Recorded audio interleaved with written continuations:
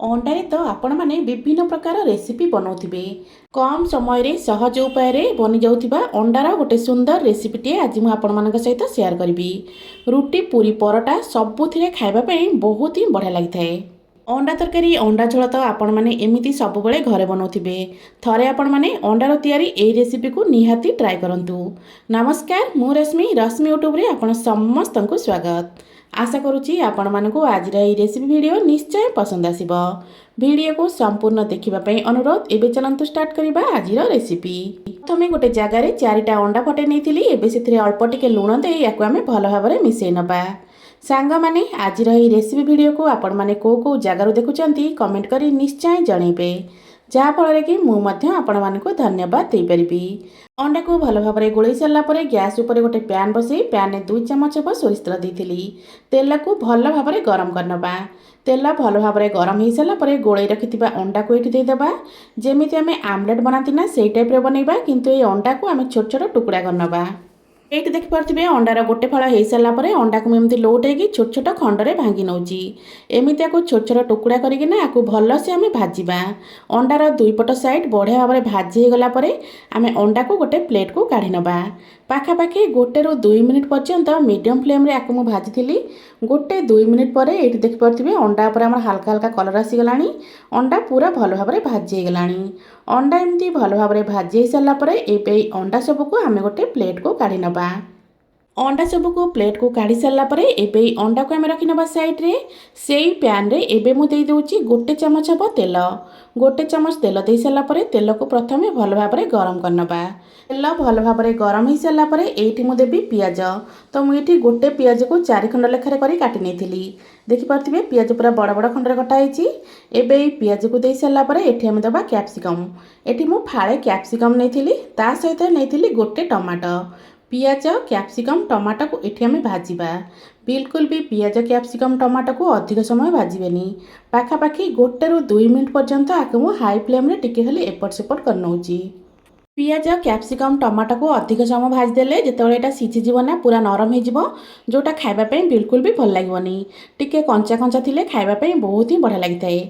ये देखिपे capsicum tomato पियाज को भाजबार पाखापाखि 1 ରୁ 2 मिनिट भाया तो हो गला। एबे चलतु यही सब जिनस को आम गोटे प्लेट को काढ़ी नबा। गैस फ्लेम को ये बिल्कुल लो करनबा। तो यही सब जिनस को प्लेट को काढ़ी नौची। प्लेट को काढ़ी सारापर सेम पैन रे ये मुदेदेवी 2 चमच परिका तेल। तो ये मुझे सोरिष तेल 2 चमच परिका दे दूची। तेल आमर टिके गरम हो सारापर ये अल्प गोटा मसला दे देती। गोटा मसला टिके आमर भाजी हो सारापर ये आम ऐड करवा कटा पियाज। तो ये मुझे गोटे मीडियम साइज पियाज को एमती लंबा लंबा कर काटी नहीं। पियाज को भल भाव में ये गोल्डन ब्राउन कलर कर भाजी नबा। गैस फ्लेम को ये मीडियम ही रखी। मीडियम फ्लेम रे 2 ରୁ 3 मिनिट भाजिला पियाजर कलरटा देखिए धीरे धीरे चेंज होगा लगे। तो ये मुझे पियाज को पाखापाखि 2-3 मिनिट भाजी सारा। ये देखिपे पियाज आमर पूरा गोल्डन ब्राउन कलर हो आसला। पियाज एमती भल से भाजी गला ये आम ऐड करवा 1 चमच अदा रसुण पेस्ट। तो ये मुझे 1 चमच अदा रसुण पेस्ट दूची। अदा रसुण पेस्ट दे सारापर आपको आम भल से टिके भाजवा। जे पर्यंत अदा रसुणर कंचा स्मेलटा न जाइए से पर्यंत आपको मुझे कषि नेबी। अदा रसुण पियाज को मिसई पाखापाखि 1-2 मिनिट आम ये कषि नबा। 1-2 मिनिट कषि सारापर देखिए अदा रसुणर कंचा स्मेलटा पलैब। एबे आम ऐड करवा स्वाद मुताबक लुण, ता सहित हाफ चामच हलदी गुंड, जेतिकी आपण माने राग खाइबे से हिसाब रे लंका गुंड देबे। ता सहित एठी मु हाफ चामच नेतली चिकन मसला। एबे ये सब गुंड मसला दे सारा पर अल्प टिके पानी दे देबा। जेहेतु गुंड मसला देइथिले तळे लागि जिवो सेति एठी मु अल्प टिके पानी दे दोची। अल्प पानी देई एबे मसला को आमे भल से कसिबा। लो फ्लेम रे पाखापाखि 5 ରୁ 6 मिनिट पर्यंत ये आम मसला को कषि नबा। मसलाटा को जिते भल भाव में कषिबे ना तरकारीटा खाइबापी सेते भल लगी थाए। तो गैस फ्लेम ये लो अच्छी। लो फ्लेम रे पाखापाखि 5 ରୁ 7 मिनिट पर्यंत भल से कषि नौची। 5-7 मिनिट पर ये देखिपे मसलार आमर तेल सब छाड़गला। ताने मसला ये पूरा भल भाव में कषिगला। ये मुझे आड कर दूची हाथ में 1 मुठा परिका ग्रीन मटर। यहाँ बिल्कुल ऑप्शनल अच्छी, आपण मैंने चाहिए स्किप करेंगे। जेहेतु ये पूरा फ्रेश फ्रेश मटर मिलूँ से मुझे अल्प टिके मटर देती। जदि आपण मानक मटर खाइबा पसंद नथिबो ताले आपण माने को स्किप करेंगे। मटर दे सारापर ये आम ऐड करदे भाजिक रखिथिबा अंडा।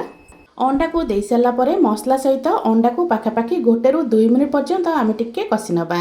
एटी मु कहि रखुची जदि आपण मानकु आजिर एही रेसिपी वीडियो भल लागे वीडियो को लाइक करिवे शेयर करिवे। जदि आपण माने मो चैनल रे नुआ अछंती ताले प्लीज चैनल को सब्सक्राइब निश्चय करनेबे। तो एटी देखि पारथिबे मसला सहित अंडा को पाखापाखि मु 1 ରୁ 2 मिनिट भलिया भल से कषि नेथिली। एमितिया को टिके भल भाबरे कषि सरला परे एटी हमें ऐड करिबा पानी। तरकारी रे जो पानी देबे ना से पानी को टिके आपण माने गरम कर देबे तापर देबे। फुटा पानी देले तरकार टेस्टा पूरा अलग आसताए। तो ये मु फुटा पानी चा पिया कप रे 1 कप भलिया देथिली। पानी दे सारा पर एबे गैस फ्लेम को हाई करनबा। हाई फ्लेम रे तरकारी रे 1 फुटा आसवा पर्यंत अपेक्षा करिबा। एबे सब जिंस को मु टिके गोळै नउची आ तरकारी हमरो टिके फुटबा पर्यंत अपेक्षा करिबा। तरकारी रे टिके फुटा आसी गला पर एठी हम ऐड करिबा कंचा लंका। तो एठी मु 3टा कंचा लंका को मझिरे एमती चिरा लगै नेथिली। एबे ए 3टा कंचा लंका को दे देबा। कंचा लंका को दे सारा पर आगुरु भाजी के रखिथिबा पियाज कैप्सिकम टमाटो को एठी ऐड करिबा। पियाज कैप्सिकम टमाटो को दे सारा पर सब जिंस को भल भाव टिके आम मिसई नबा। सब जिंस को भल से मिसई सारा पर गैस फ्लेम को एठी लो करनबा। आकु कवर करी 5 मिनिट पई छाड़िबा। 5 मिनिट पर एठी देखि परथिबे अंडारु तयारी गोटे लटपटिया तरकारी हमर एठी पूरा रेडी। जोटा कि रुटी पूरी परोटा सहित खाइबा को पूरा बेस्ट रहइबो। तो ये आमर तरकारी तो पूरा रेडी हो गलानी। एबे तरकारी को टिके गोळै नबा। गोळै सारा पर ऊपर अल्प कटा धनिया पत्र दे दबा। धनिया पत्र दे सारा पर आउ थरे आकु मु भल से मिसई नेबी। सब जिंस को भल भाव रे मिसई सारा पर एबे तरकारी को मु गोटे प्लेट को काढी नउची। तो ये देखिकी जानि पारुथिबे तरकारीटा केते सुंदर देखा जाउची। देखिबा पई जेतिकी सुंदर लागुची ना खाइबा पई मध्ये सेतिकी ही स्वादिया। आशा करूची आपण मानकु आजर रेसिपी निश्चय पसंद आस्तिबो। पुणी एसिबी गोटे नुआ रेसिपी नै से पर्यंत रहउची। नमस्कार, जय जगन्नाथ।